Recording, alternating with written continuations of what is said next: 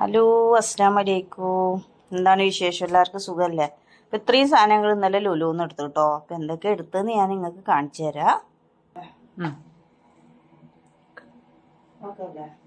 അപ്പോൾ ഇത് ദാദാ ഇത് ചേച്ചി എടുത്തത്.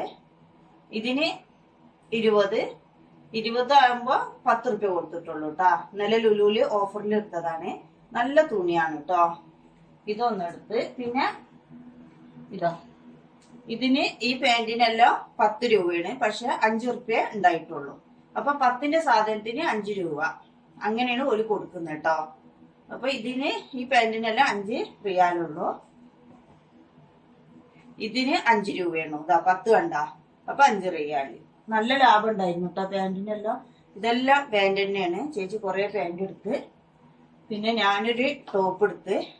ഇതിന് 10 രൂപയാണ് കേട്ടോ. നല്ല ഞാന് നാട്ടിക്ക് താത്താന്റെ മോക്ക് കൊടുക്കാന്ന് പറഞ്ഞിട്ട് വാങ്ങിയതാണ് കേട്ടോ. പിന്നെ മോക്കൊരു ഉടുപ്പെടുത്ത്. ഇത് 48 റിയാലുണ്ട് കേട്ടോ. അപ്പൊ ഇത് ഓഫറാണ്. ഇത് മോളെ കുട്ടിക്ക മൂത്തയിലാണ്. അപ്പൊ ഇത് 69 70 അറിയില്ല. അതുപോലെ 49 റുപ്യക്ക് ഓഫർ ഇട്ടതാണ്. അപ്പൊ ജീൻസിന്റെ നല്ല ഉടുപ്പായതുകൊണ്ട് ഞാന് മോക്ക് കൊടുക്കാന്ന് പറഞ്ഞിട്ട്, പിന്നെ ഇത് ചേച്ചിക്ക് ടൈറ്റ് ആയതുകൊണ്ട് എനിക്ക് മോക്ക് അയച്ചു കൊടുക്കാൻ വേണ്ടിട്ട് തന്നത്.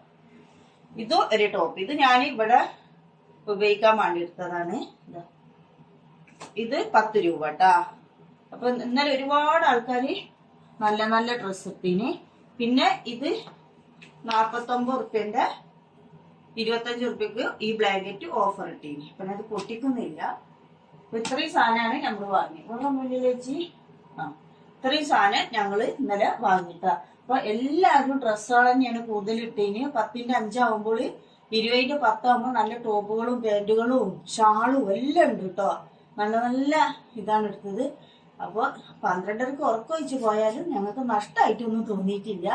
40 റുപ്യ 80 റുപ്യക്ക് നല്ല ഡ്രസ്സെല്ലാം കിട്ടീന്. അപ്പൊ കണ്ടല്ലോ ഞങ്ങൾ ലുലുന്ന് എന്തൊക്കെ സാധനങ്ങൾ വാങ്ങി ഉറക്കൊഴിച്ച് പോയിട്ടിരുന്നു. അപ്പൊ ഇത്രയേ ഉള്ളൂ ഞങ്ങൾ എടുത്ത സാധനങ്ങൾ. അത് ഇഷ്ടപ്പെട്ട സബ്സ്ക്രൈബ് ചെയ്യുക, ലൈക്ക് അടിക്കുക, സപ്പോർട്ട് ചെയ്തോളൂ. അങ്ങനെ ഞങ്ങൾക്ക് നല്ലൊരു നാടൻ കോഴിനെ കിട്ടിട്ടോ. പിന്നെ അറക്കാൻ വേണ്ടിയിട്ട് ഒരുപാട് ബുദ്ധിമുട്ടി. പിന്നെ നമ്മൾ അത് അറുത്ത് നല്ല കറി വെച്ചിട്ടാ. നാടൻ കോഴിയും നെയ്ച്ചോറും നാട്ടിൽ നിന്ന് കൊടുന്ന പപ്പടം പൊരിച്ചതും. ചേച്ചിക്ക് നല്ല ഭാഗ്യമുണ്ട് കേട്ടോ. നാടൻ കോഴി വേണമെന്ന് പറഞ്ഞ് കുറേ ഓൾഡ് എയർപോർട്ടിൻ്റെ അവിടെ എല്ലാം തപ്പി കിട്ടിയില്ല. പിന്നെ ഒരാളെ കയ്യിലുണ്ടെന്ന് പറഞ്ഞ് അവിടുന്ന് പോയി വാങ്ങി. ഫ്രഷ് കോഴി തന്നെ ഒരു ഫാമൊന്ന് പിടിച്ച് തന്നു കേട്ടോ.